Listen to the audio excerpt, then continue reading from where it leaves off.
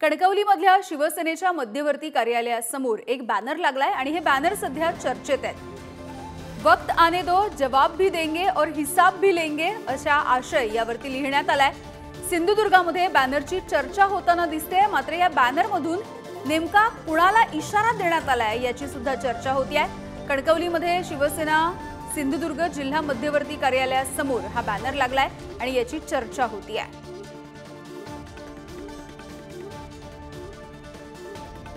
यामध्ये उदय सामंत आणि किरण सामंत यांच्या राजकीय वाटचालीला सिंधुदुर्ग जिल्हा शिवसेनेकडून शुभेच्छा सुद्धा देण्यात आलेल्या आहेत। त्यामुळे या बॅनरवरून आता सिंधुदुर्गामधलं राजकीय वातावरण सुद्धा तापण्याची शक्यता आहे। या बॅनरमधून रोख नेमका कुणाकडे आहे याची सुद्धा चर्चा सुरू झालेली आहे। वक्त आने दो, जवाब भी देंगे और हिसाब भी लेंगे असा उल्लेख या बॅनरवरती करण्यात आलाय।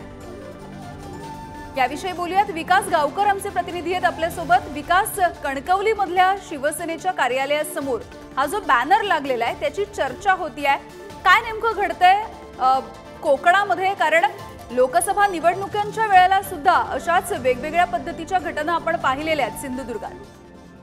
नक्कीच यामिनी, जर बघितलं तर आज जो बॅनर लागलाय तो सिंधुदुर्ग जिल्ह्यात चर्चेचा विषय ठरलेला आहे। आपल्याला माहितीच असेल की लोकसभाच्या निवडणुकीमध्ये अगदी किरण सामंत यांनी राणेंच्या प्रचारासाठी कशा पद्धतीने किंवा स्वतः ते कशा पद्धतीने इच्छुक होते एकूणच हे चित्र रंगलेलं होतं आणि आता त्यानंतर हे जे बॅनर लागलेत ह्या बॅनर चर्चेचा विषय ठरलाय।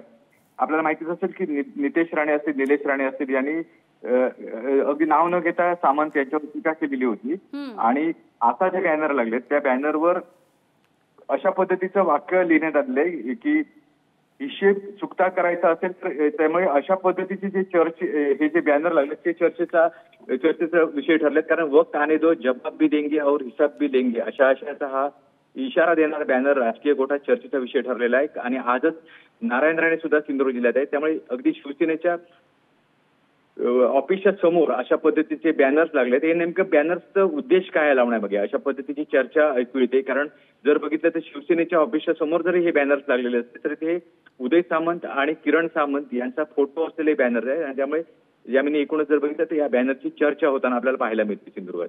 अगदी धन्यवाद विकास या सगळ्या माहितीसाठी।